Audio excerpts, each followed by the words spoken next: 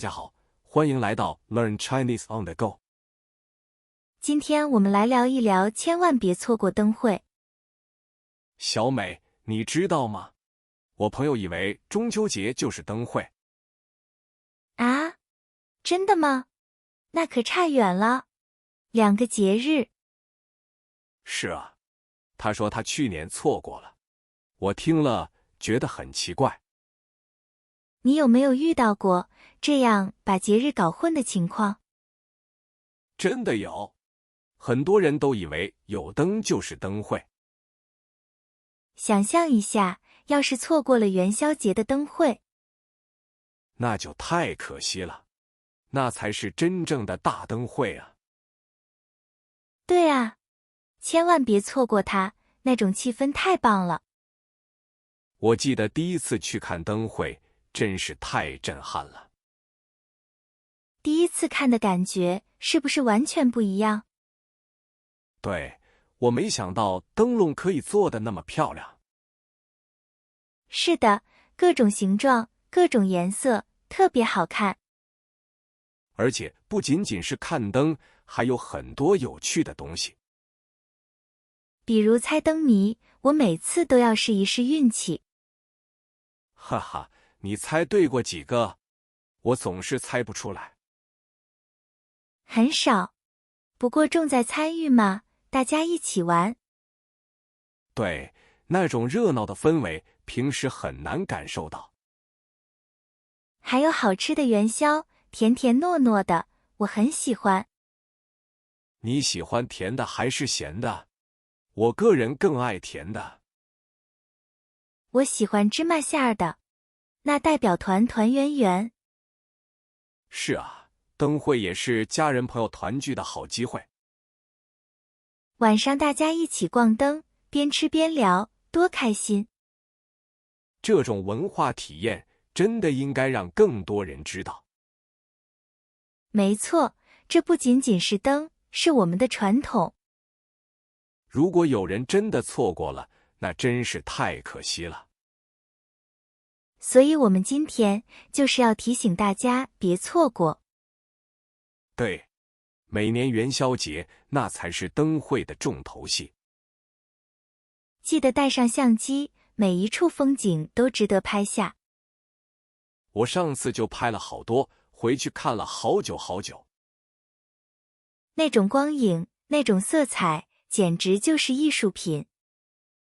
小朋友们也很喜欢追着灯笼跑来跑去。是啊，看到他们开心的样子，我也很开心。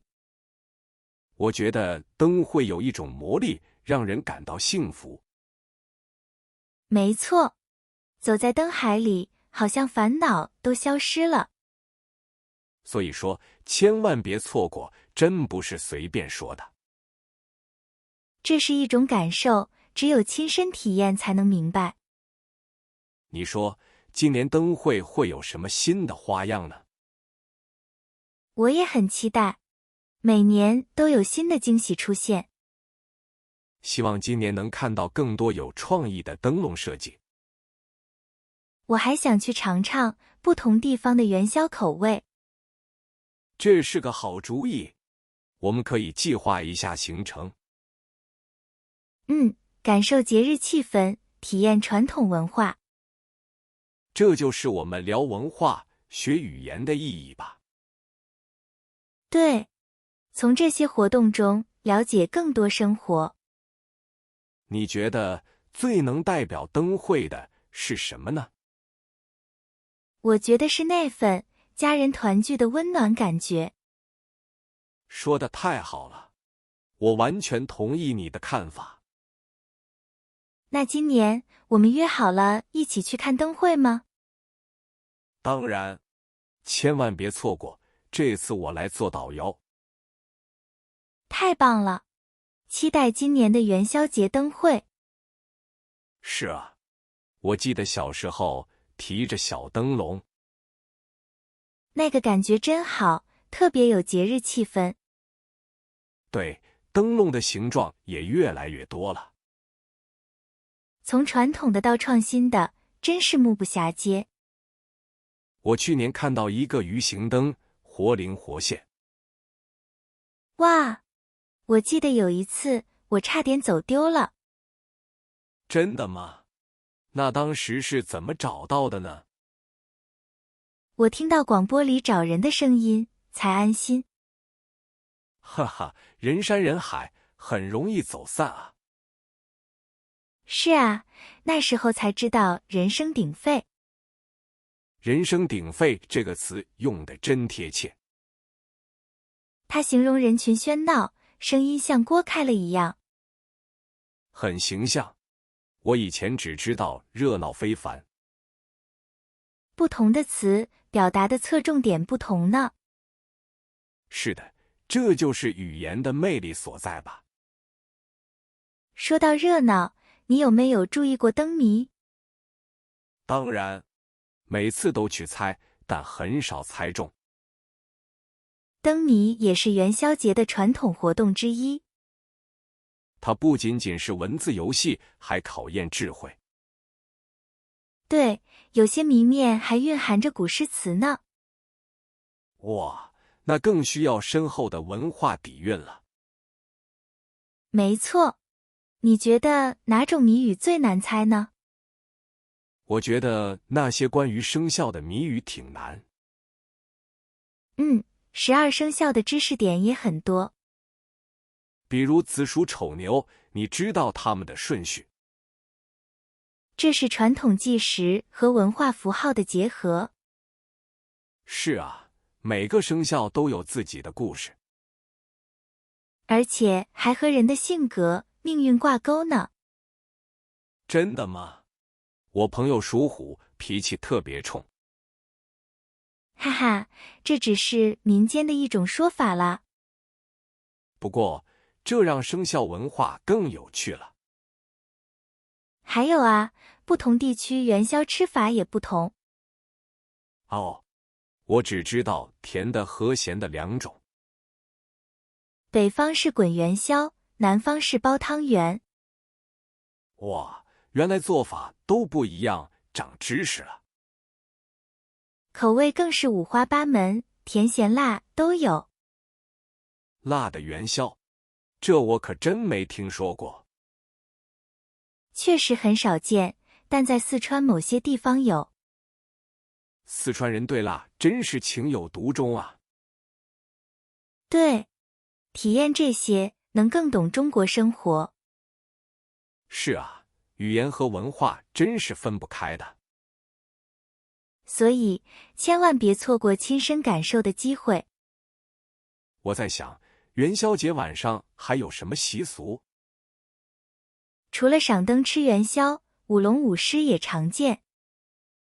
舞龙舞狮，那气氛肯定更热烈了。是的，不过有些地方的习俗很特别。哦，特别到什么程度？比如呢？有些村落甚至会偷青，你知道吗？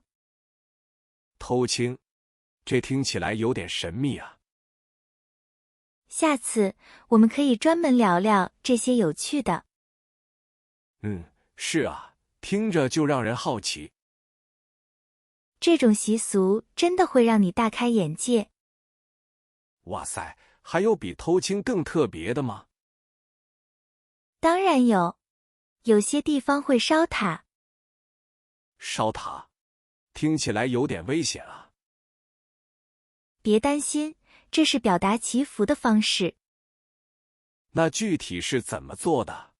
很有意思。他们用砖砌成塔，点燃柴火。哦，火光冲天，一定很壮观。是的，象征着驱邪避灾，祈求丰收。我想象那个场景一定很震撼。我有一次在福建看过，特别难忘。真的吗？亲身经历感受肯定不同。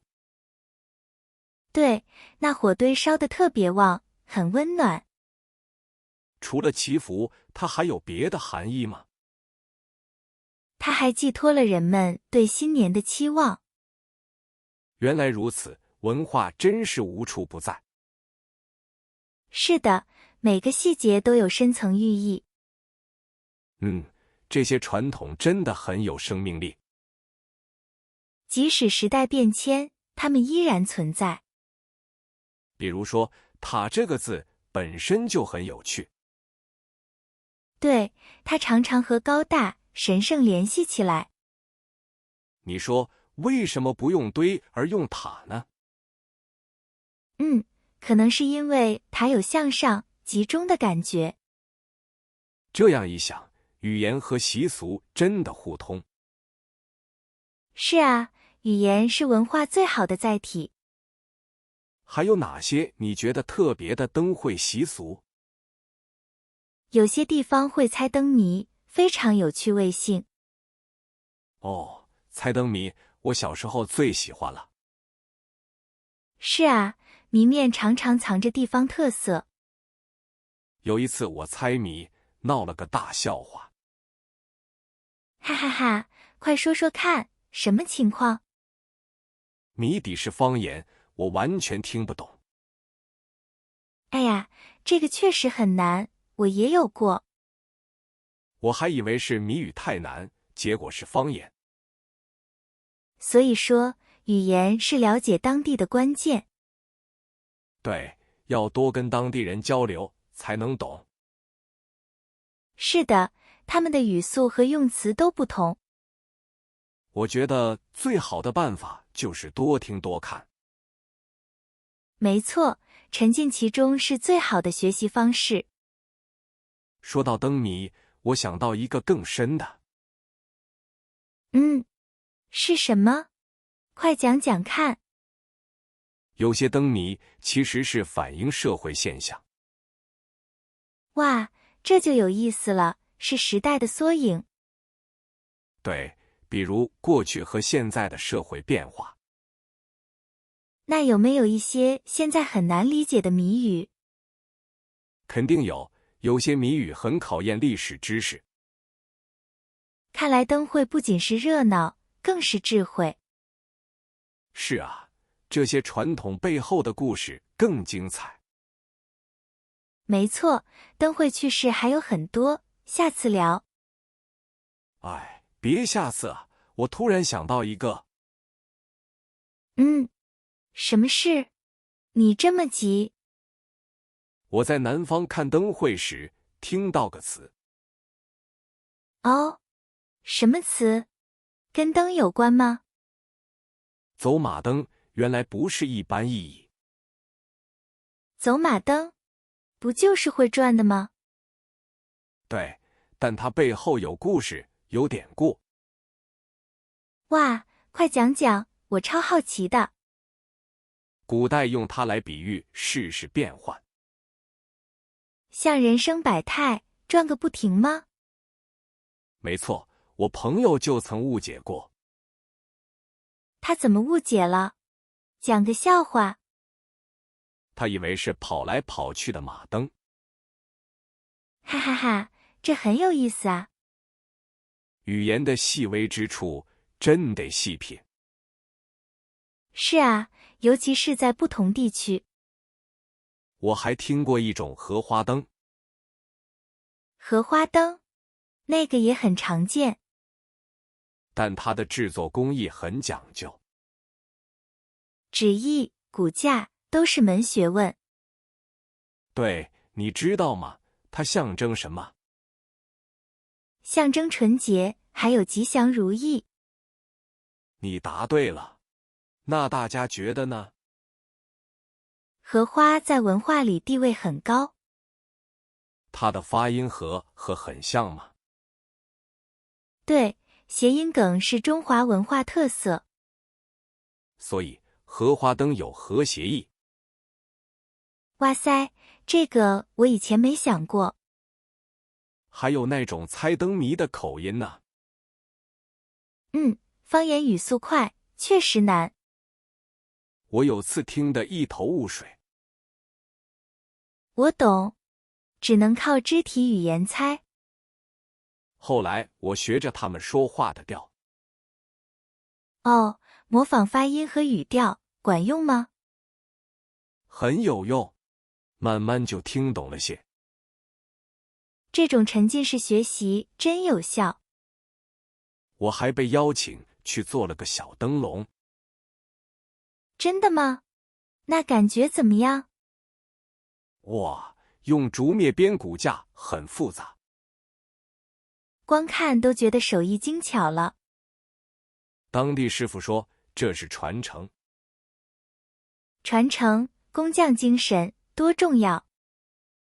每一盏灯都承载着心血，它们是历史，是艺术品，更是家族世代的记忆啊。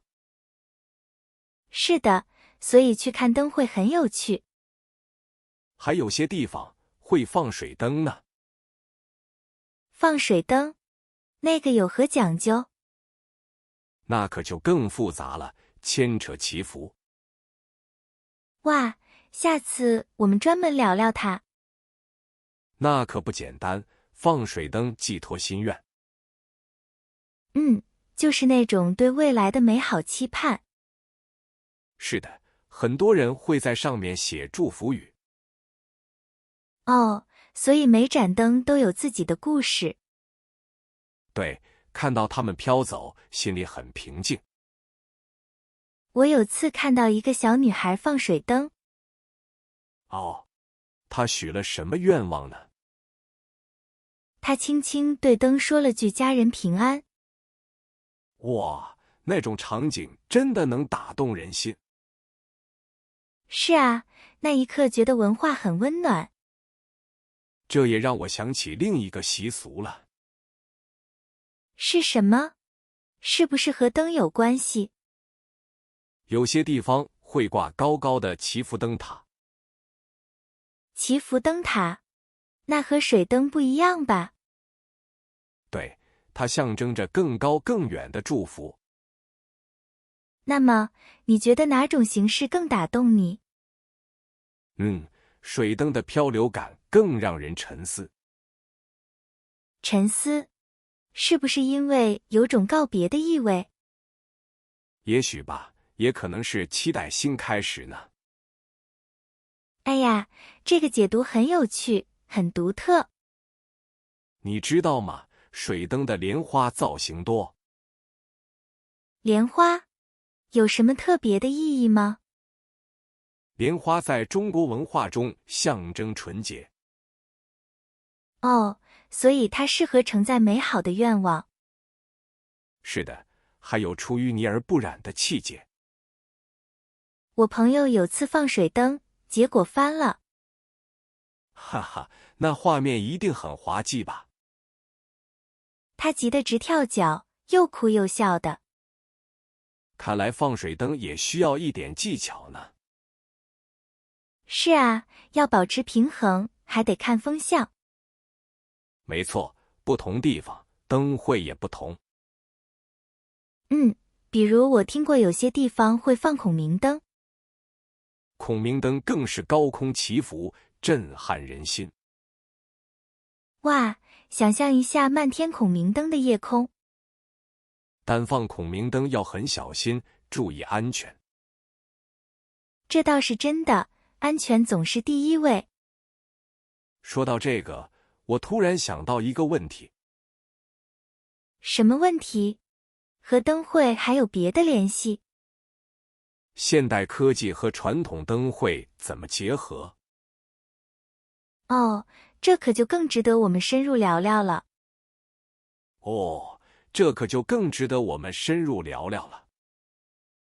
是啊，现代灯会真是变化很大。比如那些投影技术，太酷了。对，灯光秀让古建筑都活了。还有 AR 互动，手机一扫就有惊喜。小朋友肯定会特别喜欢玩这个。是啊，感觉像进入了魔幻世界。科技让传统文化更有趣了。但我觉得蜡烛灯笼也有魅力。没错，那种温暖的感觉无可替代。传统和科技可以一起存在。找到平衡点，才能更好发展。比如用 LED 做传统灯笼的样子，既环保又安全，一举两得呀。我还看到过无人机表演灯会。哇，那一定很壮观，像星星。对，成百上千的无人机变图案，简直是夜空中的高科技艺术品。科技让灯会有了更多可能性，让更多年轻人对传统感兴趣。是的，这是文化传承的好方式，也是让世界了解我们的机会。真是太棒了，这种结合太智慧。我们国家在这些方面很领先，每次都让我感到很骄傲呢。说到这个，还有很多值得探索，比如灯会背后的故事和习俗，还有不同地方的独特之处。哇，感觉聊一天都聊不完呢。可惜时间过得真快啊，又到尾声。是啊，今天收获特别多，很开心。我也一样，今天真是受益匪浅。聊灯会和科技结合，很有意思。感受到了文化在不断创新呢。传统元素可以有新生命力，这点让今天的讨论特别深刻。对呀，真是意犹未尽的感觉。那么，亲爱的听众朋友们，不知道你们最喜欢哪种灯会呢？是传统蜡烛灯，还是炫酷科技灯？或者你们见过哪些新奇的灯会？欢迎在评论区分享你们的故事。我们很期待听到来自大家的声音。下次我们聊聊灯会里的民间艺术，比如剪纸，还有那些糖画手艺，那些充满匠人精神的精彩故事。肯定也会非常有趣，千万别错过。感谢大家的收听，我们下期再见。期待下次与你们空中相会，拜拜。